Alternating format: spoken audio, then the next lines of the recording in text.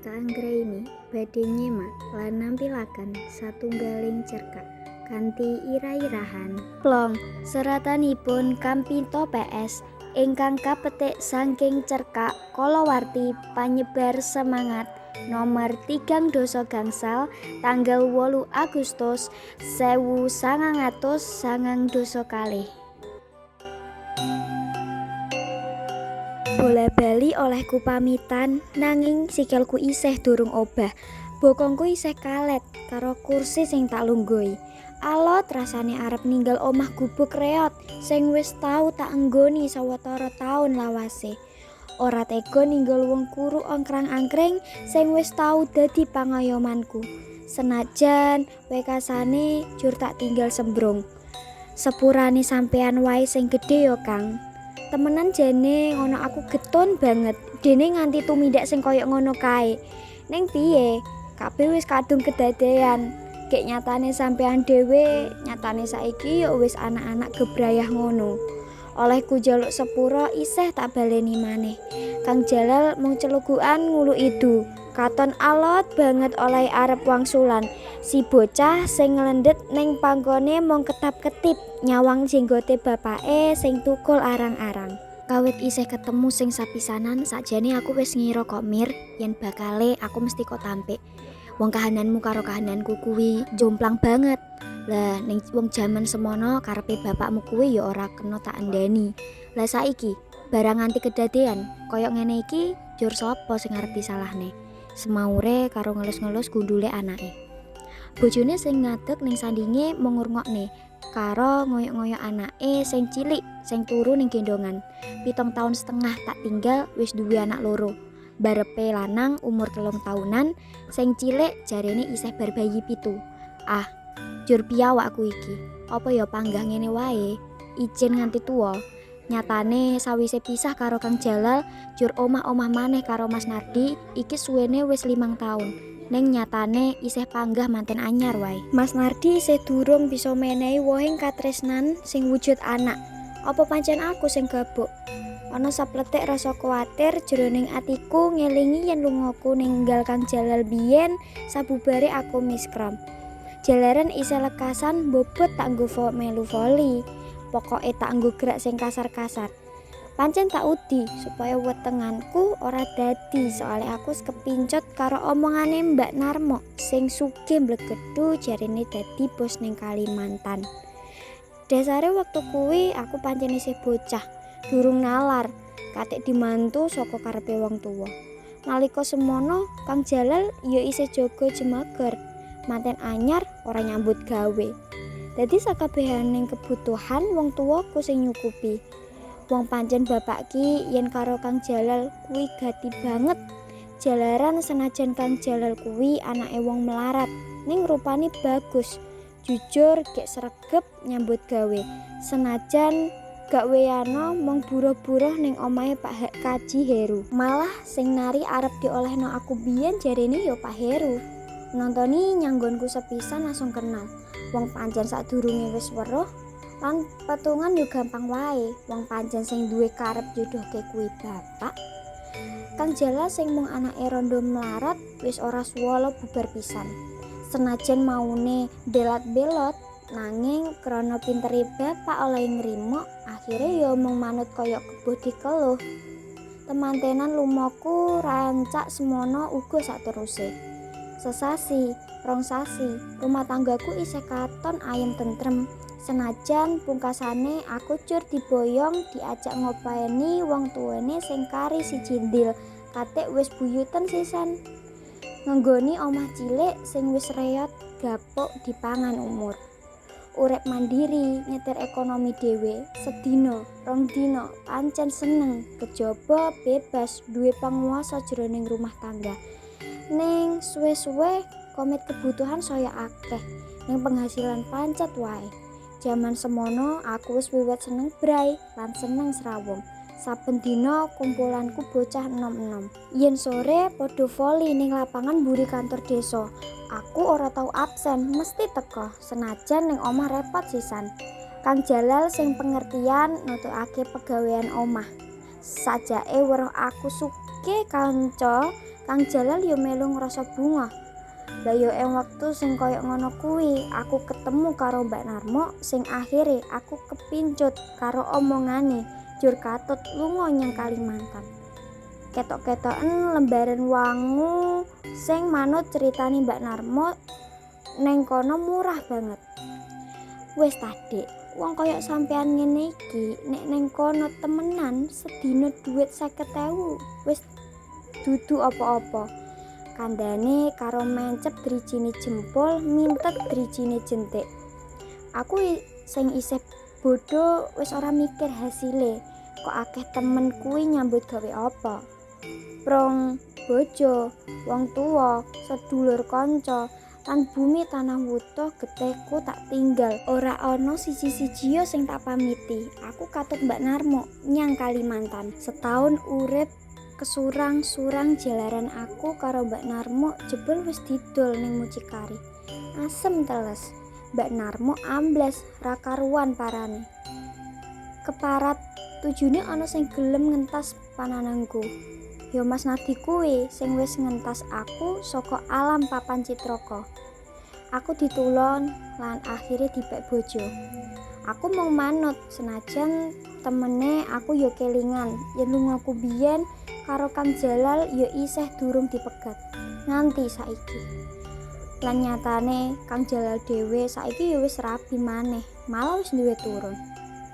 Sakjane nalika semono aku yo ngenteni tekamu. Nganti 2 taun urip ijen. Awit let 2 sasi saka lungamu kae simbok jur tinggal donya. Lah bapak tak jaluki pertanggungjawaban yo mung angkat tangan jarene yo ora kok pamiti. Kandhane Kang Jalal mbuyarake lamunanku. Aku gragapan. Denyut natiku munggah sak strip. Pancen bener Kang, lungaku dek semono ora ana wong siji-sijia sing tak pamiti. Lan ya ora ana wong sing ngerti kejaba Mbak Narmo, semaurku. Dadi kowe melu Mbak Narmo ngono apa? Pitakoni. Bener Kang. Andekmuno selagina wong-wong padha bingung goleki. Mbak Narmo kok mung ayem wae, malah dheweke melu ngertakne. Aku unjul ambekan, landung bayangne jaman semono nalika tak tinggal lunga. Bojone Kang Jalal mlebu kamar. Anake sing wis turu nglisik diturukake ngamben. Ora let suwe jur metu maneh karo nyilakne rambute sing lembreh ning bathuk ngari-ari anake lanang sing glendhet bapake. Nanging sing diarih ateh babar pisan ora mingket. Mbok nggih kersane to, Mbak, wong ora nakal wo, celukuku. Bojone Kang Jalal mung nyawang kanthi polatan sentrut. Disawang saka pasamuane aku bisa ngwerba yen ta duwe perasaan sing ora kepenak. Ning kuwi tak anggap lumrah. Lan maneh olehku mrene iki rak mengku karep supaya luwih padhang ing angen-angen jalaran aku lan Kang Jalal kuwi isih keiket tali perkawinan sing sah manut hukum. Ning dikaya ngopo lan kepriye jebule bener ujare wong tua biyen kok Kang. Sing sapa wani ngalah luhur wekesane, sing sapa bener bakal dadi lajer, nyatane temenan. Aku mecah suasana sing lagi amem. Sing kok karepe priye ni? Pitakone. Ya iki buktine, nyatane sampean luwih untung ketimbang aku. Kang Jalal njeko rotekake alise karo nyawang aku, sajak ora ngerti karo sing tak karepke. Aku menglengges. Warsiki bojone sing kawit mau wirawiri ora jenak saiki lungguh ing sandinge. Sampean bejo, nyatane saiki sampean wis duwe anak. Krunguku semaurku Kang Jalal mengguyu kecut. Ya mung iki keduwenanku ni, bondo aku ora gablek. Mulane ya wis mempero wae yen kowe jur minggat. Mangsulane alon nanging sengak. Sakjane nalika semono aku yo ngenteni, ning barang wis 2 taun ora ana ketrubusane, aku jur njaluk pertimbangane bapakmu. Lah panemune bapakmu yo ngono iki, aku dikon rabi maneh usenane aku ketemu Warsiki, jur omah-omah nganti saiki. Kok jae semu melehake. Aku sing pancene mula wis ngrumangsani, luput bisaku mung mantuk-mantuk. Sakjane nalika jaman semono kuwi aku ya ora keburu kepengin sugih kok Lang. Ya mong mbah ya kok goblok teman aku kuwi jaman semono. Ing atase murid karo omongane Mbak Narmo wae olehku percaya kok eram nganti jur wekesan ana kedadian sing koyo ngene iki. Aku cululuk sawise wong telu mung padha meneng-menengan. Ning nyatane kowe saiki cak wis kelakon dadi wong sing sugih temenan ta. Ora rugine nyatane kowe ning galake aku oleh wong sing sembodo sambarang kalire.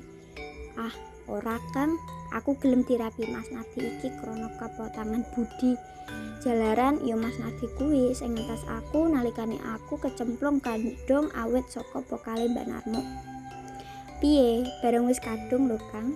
Gek nang peran adoh sanak kadang mulane ya wis ben wong ya salahku dhewe ya tak lakoni dhewe. Muga-muga aja nganti nular yang wong liya. Sing penting saiki aku wis eling yen tumindakku kuwi keliru lan ora arep tak baleni meneh. Kang Jalam mesem ewoh. Sajatine atiku lara nanging tak empet. Lan yo sebab sing koyo ngono kuwi Kang jroning rumah tangga atiku tansah ora bisa tentrem jalaran ngilingi yen aku iki isih durung resik karo sampeyan. Senajan mestine sampeyan wis ora ngarep-ngarep tekaku ning kepeksa aku teka mrene perlune ya kuwi mau kejaba arep jaluk sepura mestine sampeyan ya isih rumangsa yen ing antarane aku lan sampeyan iki isih ana ikatan sing resmi.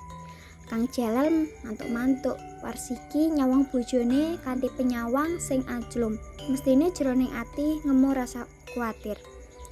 Bener nih, secara lahir kue pancen isih dadi bojoku. Nanging secara batin wis pisah.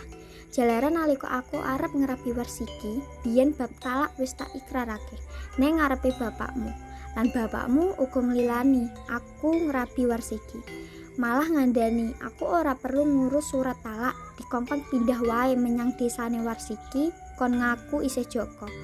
Oh ya wis, tiwas kebenaran ora repot. Nyatane ya dadi nganti saiki. Krungu keterangane Kang Jalal, atiku kumesar. Ora krasa pipiku wis teles. Kelingan awakku dhewe nalika semono, aku uga ngaku isih prawan. Batinku isin, prawan kok wis ora karu-karuan. Mulane sing wis ya wis Kang, saiki aku wis ngrumangsani luput, sampean wae sing gedhe pangapurane ora liwat. Olehku pas seduluran wae, ayo padha dilalekake. Pancen antarane aku lan sampean saiki wis tinakdir dudu jodohe. Aku isih ngererepo. Kang Jalal mung mantuk alon penyawange tumlaweng adoh. Bojo lan anake sing sumanding kawit mau ora segu, ora wahing, mong domblong kaya sapi ompong. Senajan kanthi rasa ora kepenak tak andharake pungunek-uneke atiku marang Warsiki, bojone Kang Jalal. Ngaku dosa. Panjen ya mung iki tujuanku, mulih ang Jawa sawise dadi pengecut 7,5 taun sing kepungkur. Lan nyatane saiki atiku dadi plong. Apa meneh bareng bisa ningali sawetara lembaran wungu marang anake Kang Jalal. Mekaten pawartos cerkak kanthi irah-irahan plong. Mugi-mugi maosipun saged paring piwulang lan dados penyemangating gesang tumrap kita sedaya. Menawi wonten tutur utawi penyebutan ingkang kirang trep, kula nyuwun pangapunten ingkang ageng. Nuwun, matur nuwun.